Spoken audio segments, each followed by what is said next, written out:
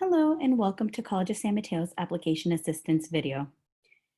Today, I'm going to be walking you through how to apply to CSM. So to get started, I always tell students to just go to the main website, collegeofsanmateo.edu. You can find that up here. Once you're on the page, you can scroll down, just say New Student. Once you select that, you can go to Apply Online. When you are applying online, if you've created an application, an OpenCCC account in the past, you will just click sign in. If you have never created an OpenCCC account, then you'll have to create an account. There's a video on this website which will show you how to create that account. However, for now, we'll say that the account has been created and we'll go to sign in. So you will go ahead and sign in to your account. Enter your password that you created, and then you will sign in. From there, you will go ahead and start a new application. So for students, you will select the term, whether it's summer, fall, or spring. We'll go ahead and click on fall, that we're applying for the fall term. And then from there, it's going to ask educational goal. Each student is a little different. I usually recommend students, if you're incoming high school students and you want to transfer to a four-year university and you want to obtain an associate's degree, it's the first one. Obtain an associate's degree and transfer to a four-year institution. We also have a lot of concurrent enrollment students, so students that come while they're in high school to take college courses. You can select complete credits for high school diploma or GED. Or for students who are just coming to advance in a career, you can click advance in a current job or career. So just look and see which best fits you. So obtain an associate's degree and transfer, and then intended major of study. This can be anything that you're interested in.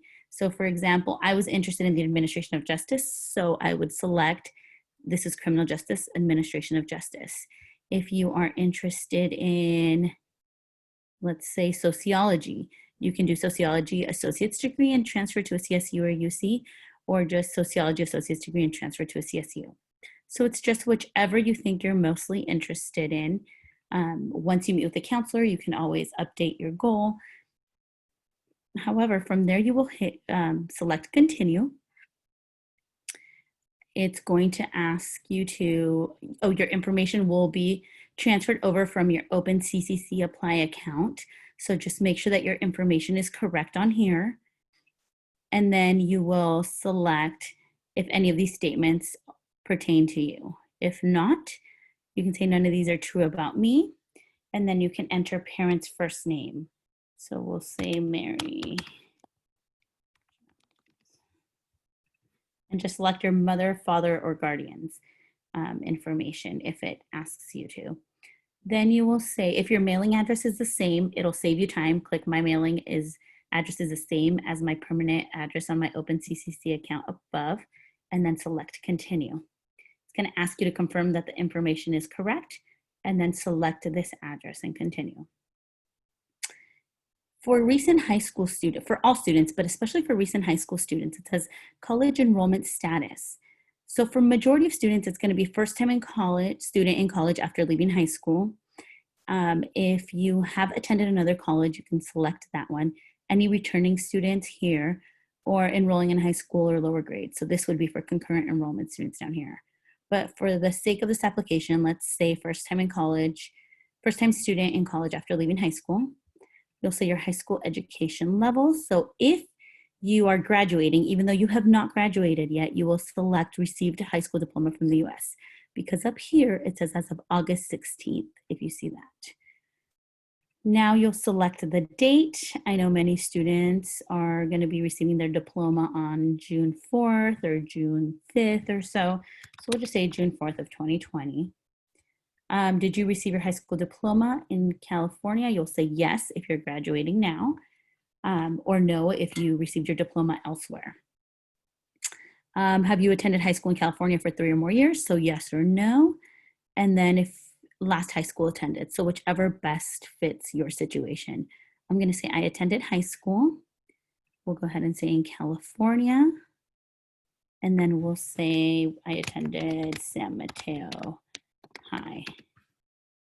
San Mateo High School. There we go. And it'll autofill the other information.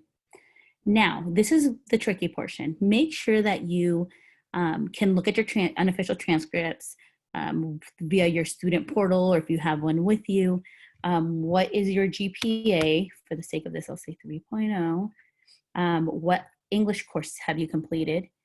I'll say regular English composition or literature, and then what grade you received.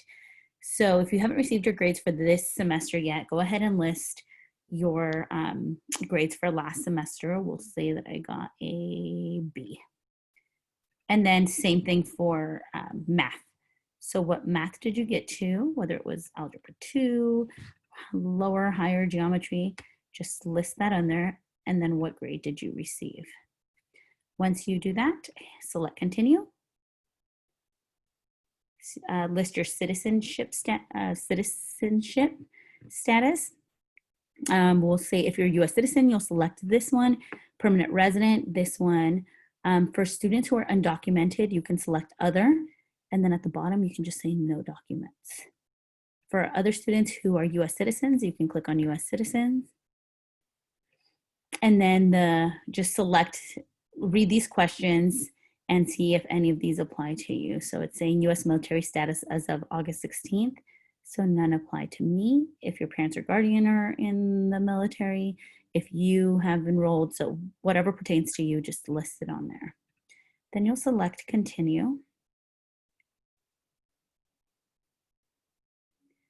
From there, California residency. Has your parent or guardian lived in California continuously since August 16, 2018? In my situation, it's yes. And then just make sure you read thoroughly through these questions. So as of August 16, 2018, has your parent or guardian engaged in any of the following activities? Check each activity that applies. So none of these apply to me. And I would say majority, not all, but majority of students, none of these apply to them when I'm helping them apply. Special residency categories. So just read this. If at any time in the last 24 months were you determined to be homeless by any of the following agencies, so high school or school district, homeless liaison, emergency shelter, transitional housing program. No, that's not, none are true for me. And then have you ever been in court-ordered foster care? So I'm gonna say no. Then we'll continue. Main language, so are you comfortable reading and writing English, yes or no? So I'll say yes. For any students that are ELD or ELL, just make sure that if you're not, select no. If you are, select yes. So it's completely whatever you feel comfortable with. I always tell students to select yes on this. Are you interested in receiving information about money for college? Why not, right? Are you receiving TANF, CalWORKS, SSI, or general assistance? So if yourself or your parents are receiving any type of general assistance, anything such as CalWORKS, oftentimes students ask me, so it was formerly known as welfare in the past, but if they're receiving any government assistance, you can select yes, and if they're not, just select no. And then are you interested in sports? So yes or no. And then any programs that you think you're interested in. So anything on here, whether it's academic counseling, EOPS, career planning, just make sure you select anything in here that's interesting to you or that you would be interested in learning more about. Now it's going to ask you some demographic information. So select your gender. You can female, male, non-binary, or decline to state. Select transgender response, yes, no, or decline to state. So that's up to you. Sexual orientation, are you straight, heterosexual, gay or lesbian, bisexual, other, decline to state. So that's up to you to select on there. Parent level of education. So make sure that you list on here what education level your parents have. So whether it's high school, some college, no college, just select that. I'm just choosing some random ones. Race and ethnicity, are you considered Hispanic or Latino? Yes or no. And if so, it's going to ask you to list on here which one. So for me, I'll put Mexican. And then anything else on here. So we'll go ahead and continue. And then here, I always tell students it's really important to go in and review your application. So make sure that your information is correct on here, that you're applying for the term that you're looking to apply in. Students who are looking to attend classes in the summer, make sure you list summer. The summer will cover your summer and fall, no need to reapply. However, if you only enroll for fall and did not enroll for summer, you will have to reapply for the summer as well. And so just make sure that your information is correct. Once you do that, you can consent or not consent for information, for release of information. And then you are just checking here that you are who you say you are. All of the information you provided is correct to the best of your knowledge. And then you will go ahead and submit your application. Let's go ahead and do that. You will receive a confirmation. I always tell students, make sure that you take a picture of this. It's really important in case for some reason something doesn't go through, we can see that you have at least applied to the campus.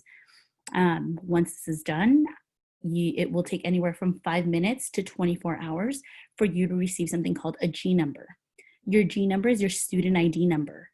And this is what you'll have to provide to all of our different departments.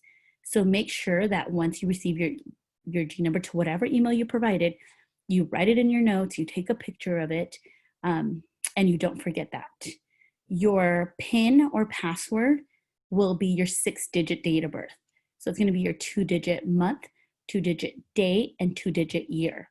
So G number will be your login, and then your password is going to be your date of birth. I hope this video helps. And if you have any more questions, feel free to give us a call or let us know. Thank you very much, and I hope you have a great day.